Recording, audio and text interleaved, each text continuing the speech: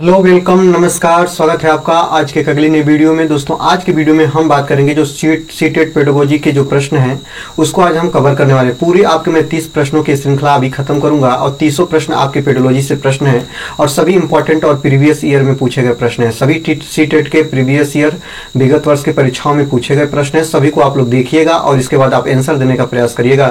चलिए बिना समय लेते हुए पहला प्रश्न स्टार्ट करते हैं। पहला प्रश्न है कि बालक का विकास का परिणाम क्या है? तो वंशानुक्रम है कि वातावरण है कि वंशानुक्रम एवं वातावरण की अंतःक्रिया का है कि आर्थिक कारकों का है? दोस्तों देखिएगा, ये चारों ऑप्शन है आपके सामने और ये प्रश्न 2 बार सीटेट के इतिहास में पूछा गया प्रश्न है कि बालक के विकास का परिणाम क्या है। तो ये आप लोग देखिएगा, अगर इसको लेते हैं तो ये छूटेगा, इसको लेते हैं तो ये छूटेगा। कभी भी आप सीटेट के ऐसे प्रश्न बाल विकास का आपको हल करना हो ना, तो उसको देखिएगा, उस ऑप्शन को देखिएगा जो ऑप्शन आपको लंबे दिखे, उस ऑप्शन को देखिएगा जो ऑप्शन, चारों ऑप्शन में से जो ऑप्शन ऐसा हो जो तीनों की बातें करता हो, वह अधिक से अधिक अच्छा, जैसे कि उसकी प्रायिकता आने की, सही होने की बहुत ज्यादा होती है। तो बालक के विकास का परिणाम क्या होता है? वंशानुक्रम तथा वातावरण की अंतःक्रिया का होता है। ऑप्शन नंबर सी आपका करेक्ट आंसर हो जाएगा। चलिए यहाँ पे देखेंगे, दूसरा नंबर क्वेश्चन की बात करेंगे कि विकास कभी न समाप्त होने वाली प्रक्रिया है। यह विचार किससे संबंधित है? याद रखेगा, तो एकीकरण से संबंधित है, अंतःक्रिया से सिद्धांत है कि अंतः संबंध का सिद्धांत है कि निरंतरता का सिद्धांत है? याद रखिएगा, विकास कभी न समाप्त होने वाली प्रक्रिया है। यह विचार किससे संबंधित है? दोस्तों, निरंतरता का सिद्धांत कहता है कि विकास कभी समाप्त नहीं होगा। निरंतरता का मतलब होता है निरंतर चलने वाला। याद रखेगा, निरंतरता का मतलब क्या होता है? निरंतर चलने वाला, अर्थात विकास कभी नहीं खत्म होता है। यह आपका प्रसव पूर्व अवस्था, मतलब वह गर्भ अवस्था से लेकर आपका कब्र तक चलता है, गर्भ से लेकर कब्र तक विकास चलता रहता है। तो विकास कौन सी प्रक्रिया है दोस्तों? कभी समाप्त न होने वाली प्रक्रिया है, अर्थात ये निरंतरता का सिद्धांत है, निरंतर होते रहता है। याद रखिएगा, ऑप्शन नंबर डी आपका करेक्ट आंसर हो जाएगा। चलिए यहाँ पे 3 नंबर क्वेश्चन की बात करेंगे कि व्यक्तिगत शिक्षार्थी एक दूसरे से डाट में भिन्न होते हैं। तो किसमें भिन्न होते हैं?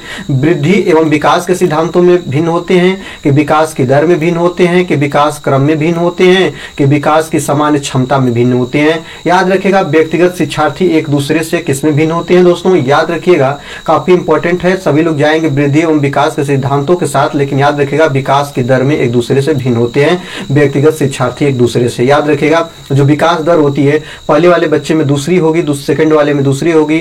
एक बच्चे की आईक्यू दूसरा होगा, सेकंड बच्चे का आईक्यू दूसरा होगा। तो जो विकास का दर होता है ना, वो क्या होता है दोस्तों? भिन्न भिन्न बालकों में भिन्न भिन्न होता है। याद रखेंगे। चलिए 4 नंबर क्वेश्चन की बात करेंगे। 4 नंबर क्वेश्चन कहता है लॉरेंस कोहलबर्ग के विकास के क्षेत्र में शोध के लिए जाने जाते थे। तो किस क्षेत्र में शोध के लिए जाने जाते थे? संज्ञानात्मक क्षेत्र में, शारीरिक क्षेत्र में कि आपके गामक क्षेत्र में कि नैतिक क्षेत्र में? याद रखिएगा, जो लॉरेंस कोहलबर्ग है ना दोस्तों, ये आपके नैतिक क्षेत्र में, नैतिक शोध में जाने जाते थे। इनका जो क्षेत्र था ना, शोध का क्षेत्र, वो नैतिकता का शोध का क्षेत्र था। याद रखिएगा, ये नैतिकता के स्तर को इन्होंने काफी गहन अध्ययन किया और गहन अध्ययन करने के बाद दोस्तों आपको बता दें कि इन्होंने 3 स्तर और बालक की 6 अवस्थाओं का इन्होंने अपने समाज में रखा कि जो बालक के 3 स्तर होते हैं और इनकी अवस्थाएं 6 होती है। और लॉरेंस कोहलबर्ग नैतिकता के सिद्धांत को इन्होंने काफी हद तक बताने का प्रयास किया है। ऑप्शन नंबर डी आपका करेक्ट आंसर हो जाएगा। चलिए 5 नंबर क्वेश्चन की बात करेंगे। मैकडूगल के अनुसार मूल प्रवृत्ति जिज्ञासा का संबंध संवेग कौन सा है? याद रखिएगा, भय से है कि घृणा से है कि आश्चर्य से है कि भूख से है? याद रखिएगा, मैकडूगल एक महान मनोवैज्ञानिक हैं और वो कहते हैं कि मूल प्रवृत्ति एवं जिज्ञासा का संबंध किससे होता है दोस्तों? आश्चर्य से होता है। ऑप्शन नंबर सी आपका करेक्ट आंसर हो जाएगा। मैकडूगल साहब कहते हैं कि जो मूल प्रवृत्ति और जिज्ञासा का संबंध आश्चर्य से जुड़ा होता है। ऑप्शन नंबर सी आपका करेक्ट आंसर हो जाएगा। इसको आप लोग ध्यान रखिएगा। चलिए यहाँ पे देखते हैं 6 नंबर क्वेश्चन, काफी अच्छा क्वेश्चन है। कह रहा है कि एक अध्यापक की दृष्टि में कौन कथन सर्वोत्तम है? सर्वोत्तम कथन को छांटना है। प्रत्येक बच्चा सीख सकता है, कुछ बच्चे सीख सकते हैं, अधिकतर बच्चे सीख सकते हैं, बहुत कम बच्चे सीख सकते हैं। तो एक अच्छा अध्यापक का गुण होता है दोस्तों, एक अच्छा अध्यापक ये कहता है कि प्रत्येक बच्चा सीख सकते हैं। क्या कर सकते हैं दोस्तों? प्रत्येक बच्चा सीख सकते हैं। बहुत कम बच्चे नहीं सकते, ये वाला गलत हो जाएगा। अधिकतर बच्चे सीख सकते हैं, इससे कोई भी बात नहीं है। कुछ बच्चे सीख सकते हैं, ये भी गलत हो जाएगा। याद रखेगा, एक अध्यापक की दृष्टि में प्रत्येक बच्चा सीख सकता है। वह प्रत्येक बच्चे को समान दृष्टि से, समान भाव से सिखाने की कोशिश करता है। याद रखिएगा। चलिए 7 नंबर क्वेश्चन की बात करेंगे। 7 नंबर क्वेश्चन क्या कर रहा है? 7 नंबर क्वेश्चन कर रहा है कि मनुष्य जीवन का आरंभ मूलतः घटित होता है 2 कोष में होता है, केवल 1 कोष में होता है, कई कोष में होता है, कोई कोष में नहीं होता है। याद रखेगा, मनुष्य जीवन का आरंभ मूलतः घटित होता है केवल 1 कोष में। याद रखेंगे, ऑप्शन नंबर बी आपका करेक्ट आंसर हो जाएगा। सी टेट में ये भी प्रश्न बना हुआ है तो मैंने इस प्रश्न को लिया। काफी अच्छा प्रश्न है कि मनुष्य जीवन का आरंभ कितने कोष में घटित होता है, तो केवल 1 कोष में घटित होता है। 7 नंबर का बी आपका ऑप्शन करेक्ट आंसर हो जाएगा। चलिए यहाँ पे 8 नंबर क्वेश्चन की बात करेंगे। गामक विकास से हमारा तात्पर्य मांसपेशियों के विकास से तथा पैरों के उचित प्रयोग से। याद रखिएगा, गामक याद रखिए जिसको बोलते हैं गतिगामक, ठीक ना। तो विकास का हमारे तात्पर्य और मांसपेशियों के विकास से तथा पैरों के उचित प्रयोग से है। तो इसमें कौन सा ऑप्शन आपका सही हो जाएगा? मस्तिष्क और आत्मा, यहाँ पे देखेगा अधिगम और शिक्षा, और यहाँ पे देखेगा प्रशिक्षण और अधिगम, और यहाँ पे देखेगा शक्ति और गति। तो ये कौन सा ऑप्शन होगा जो गामक के पहले लगेगा? मस्तिष्क और आत्मा का विकास से हमारा तात्पर्य मांसपेशियों के विकास तथा पैरों के उचित उपयोग से होता है।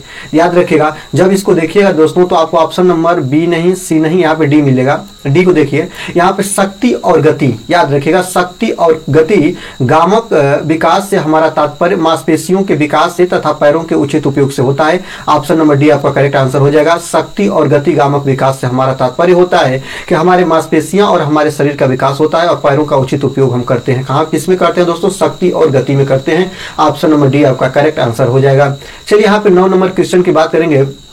9 नंबर क्वेश्चन का रहा है कि डॉट डॉट डॉट की अवस्था तक बालक की दृष्टि एवं श्रवण इंद्रियां पूर्ण विकसित हो जाती हैं। तो कितने वर्ष की अवस्था में जो बालक की दृष्टि एवं श्रवण, दृष्टि का मतलब होता है देखने की शक्ति और श्रवण का मतलब होता है सुनने की शक्ति पूर्ण रूप से विकसित हो जाती है। तो यह अवस्था कौन है? 3 से 4 वर्ष, 6 अथवा 7 वर्ष, 8 अथवा 9 वर्ष। तो याद रखिएगा यही आपका सही है, ऑप्शन नंबर सी। 8 से 9 वर्ष के बीच में जो बालक की दृष्टि एवं श्रवण इंद्रियां पूर्ण रूप से विकसित हो जाती है। ऑप्शन नंबर सी आपका करेक्ट आंसर हो जाएगा। चलिए यहाँ पे 10 नंबर क्वेश्चन की बात करेंगे। इस अवस्था में बालक में नई खोज करने की और घूमने की प्रवृत्ति बहुत अधिक बढ़ जाती है। याद रखिएगा वो अवस्था कौन है? शैशवावस्था है, उत्तर बाल्यावस्था है, किशोरावस्था है, प्रौढ़ावस्था है। तो याद रखिएगा प्रौढ़ावस्था बालक की अवस्था नहीं कही जाती है, ये तो एक वयस्क मनुष्य की परिपक्वता अवस्था कहलाती है। किशोरावस्था होगा नहीं दोस्तों, यहाँ पे शैशवावस्था में बालक घूम ही नहीं पाएगा। 2 से 5 वर्ष की अवस्था होती है, यह अवस्था होगी उत्तर बाल्यावस्था। और उत्तर बाल्यावस्था जो होता है ना दोस्तों, 6 वर्ष से लेकर कितने वर्ष तक दोस्तों? 6 वर्ष से लेकर 11 वर्ष तक की अवस्था होती है। कितने वर्ष की दोस्तों? 6 वर्ष से लेकर 11 वर्ष की अवस्था होती है। इस अवस्था में बालक जो होता है वह नई खोज करने की और घूमने की प्रवृत्ति होती है उसके अंदर। यही जो है उत्तर बाल अवस्था है ना दोस्तों, उत्तर बाल अवस्था जो होती है वह विद्यालय की अवस्था कही जाती है। यह अवस्था जो होती है स्मार्ट की अवस्था कही जाती है। यह अवस्था जो होती है यह गैंग की अवस्था कही जाती है। सबको तमाम नामों से जानते हैं, इस बात को याद रखिएगा। चलिए यहाँ पे 11 नंबर क्वेश्चन की बात करेंगे। 11 नंबर क्वेश्चन करा कि तर्क, जिज्ञासा तथा निरीक्षण शक्ति का विकास होता है कितने वर्ष की आयु में हो जाता है? तर्क करना, जिज्ञासा रखना और एक निरीक्षण करना और निरीक्षण जैसी शक्तियों का विकास कितने वर्ष की अवस्था में हो जाता है?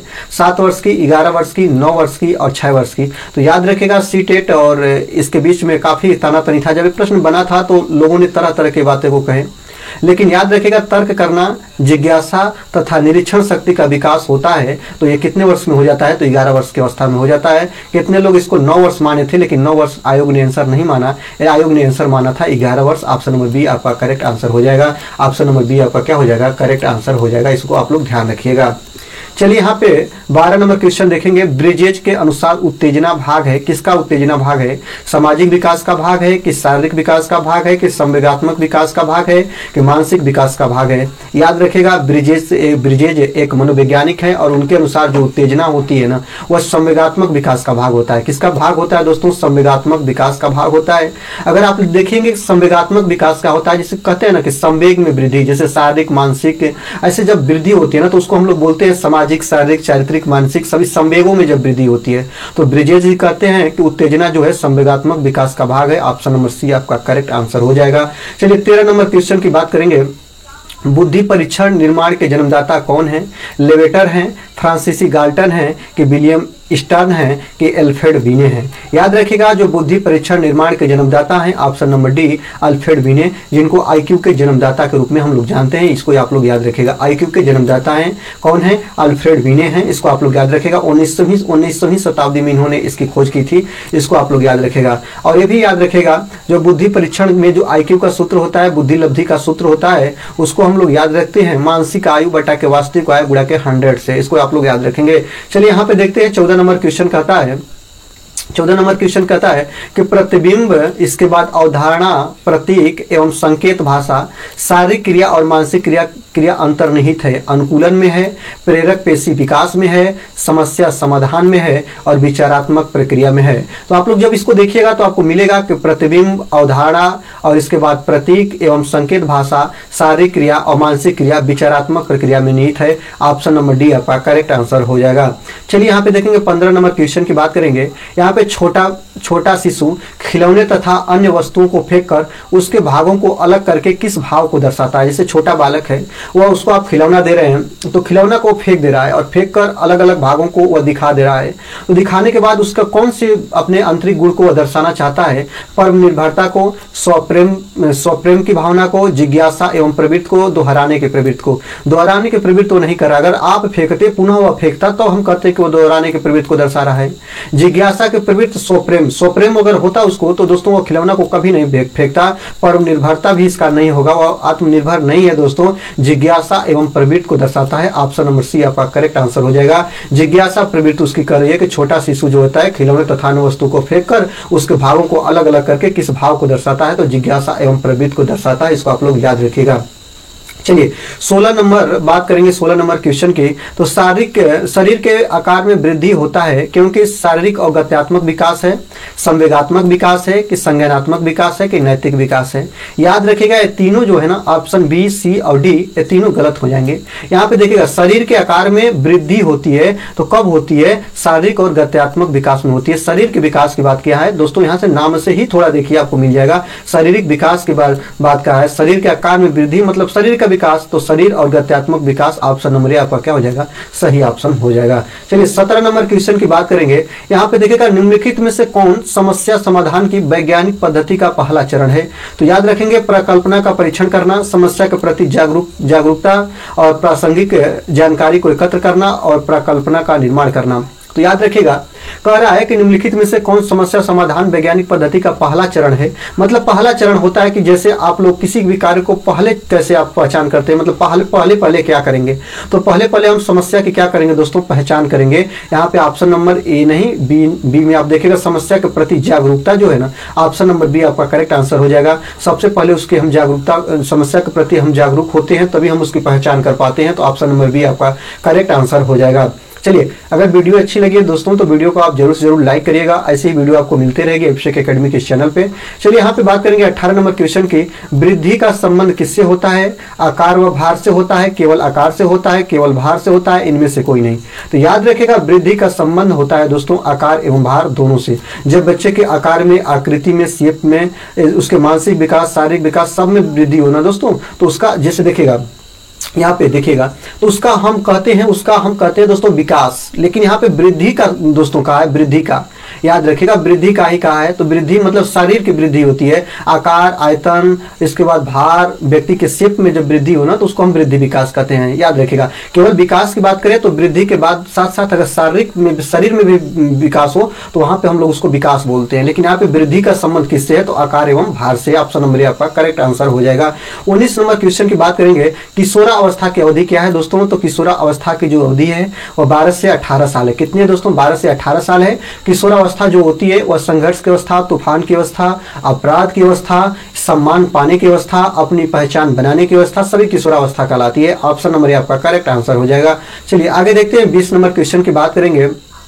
20 नंबर क्वेश्चन करा है निम्नलिखित में से वंश क्रम संबंधी नियम है, प्रयासों का नियम है, सीखने का नियम है, समानता का नियम है और स्वास्थ्य का नियम है। याद रखिएगा तो जब आप लोग आनुवंशिकता को पढ़े होंगे तो उसी में आपको मालूम चल गया होगा दोस्तों कि वंश क्रम संबंधित नियम किससे है दोस्तों, तो यह जो है समानता का नियम से। ऑप्शन नंबर सी आपका करेक्ट आंसर हो जाएगा। चलिए यहाँ पे 21 नंबर क्वेश्चन की बात करेंगे। 21 नंबर क्वेश्चन कर रहा है कि वृद्धि एवं विकास में क्या संबंध है। तो वृद्धि एवं विकास में क्या संबंध है, एक दूसरे के विरोधी हैं, एक दूसरे के समान हैं, एक दूसरे के पूरक हैं, उपरोक्त सभी। याद रखिएगा वृद्धि एवं विकास में क्या संबंध होता है। तो वृद्धि एवं विकास एक दूसरे के क्या होते हैं प्यारे, पूरक होते हैं। ऑप्शन नंबर सी आपका करेक्ट आंसर हो जाएगा। वृद्धि और विकास एक दूसरे के क्या होते हैं, पूरक होते हैं, संगलित होते हैं, सम्मिलित होते हैं, एक दूसरे पर क्या करते हैं दोस्तों, डिपेंड होते हैं। पूरक का मतलब होता है डिपेंड होना, निर्भर होना। तो वृद्धि एवं विकास एक दूसरे पर क्या होते हैं, आश्रित होते हैं, निर्भर होते हैं। 21 नंबर का ऑप्शन नंबर सी आपका करेक्ट आंसर हो जाएगा।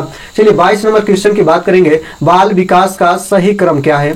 तो बाल विकास का सही क्रम प्रौढ़ावस्था। याद रखिएगा सही क्रम थोड़े नहीं दोस्तों, प्रौढ़ावस्था जो होती है ना वह किशोरावस्था के बाद आती है, ये तो गलत हो जाएगा। पूर्व किशोरावस्था ये भी गलत हो जाएगा। यहाँ पे इनमें से कोई होगा नहीं, एक ही ऑप्शन बचा जो आप लोग देखेंगे। सबसे पहले होता है बाल्यावस्था, किशोरावस्था, प्रौढ़ावस्था। सबसे क्रम में बता दूं आपको, सबसे पहला अगर आता है तो गर्भावस्था आता है, गर्भावस्था, इसके बाद प्रसवावस्था, फिर इसके बाद अगर कोई भी क्रम न छोड़ा जाए तो गर्भावस्था, प्रसवावस्था, इसके बाद शैशव काल, इसके बाद शैशवावस्था, फिर इसके बाद आपका बाल्यावस्था, बाल्यावस्था के बाद किशोरावस्था, किशोरावस्था के बाद आपको आता है प्रौढ़ावस्था और इसके बाद आता है वृद्धावस्था। ये सभी बालक की अवस्थाएं हैं, विकास की अवस्थाएं हैं।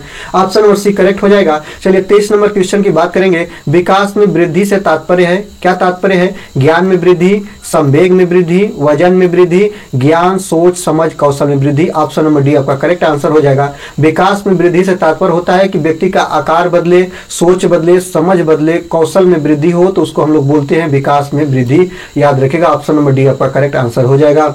चलिए 24 नंबर क्वेश्चन की बात करेंगे। शारीरिक विकास का क्षेत्र है, क्या है, स्नायु मंडल है कि स्मृति है कि अभिप्रेरणा है कि समायोजन है। याद रखिएगा जो एक शब्द समायोजन आया है ना दोस्तों, ये बहुत ज्यादा पूछता है। यह समायोजन जो होती है ना, यह आपका यहाँ पे देखिएगा जो 12 से 18 साल की अवस्था होती है किशोरावस्था, समायोजन के सबसे ज्यादा उसमें दुर्बलता होती है। इसमें बालक समायोजित अपने आप को नहीं कर पाता है। लेकिन उसके बाद छोड़िए, अभिप्रेरणा का मतलब होता है मोटिवेशनल। यहाँ पे कहा है शारीरिक विकास का क्षेत्र, शरीर के विकास का क्षेत्र क्या है, तो स्नायु मंडल है। कितने लोगों को ये दिक्कत होगी कि स्नायु मंडल होता क्या है।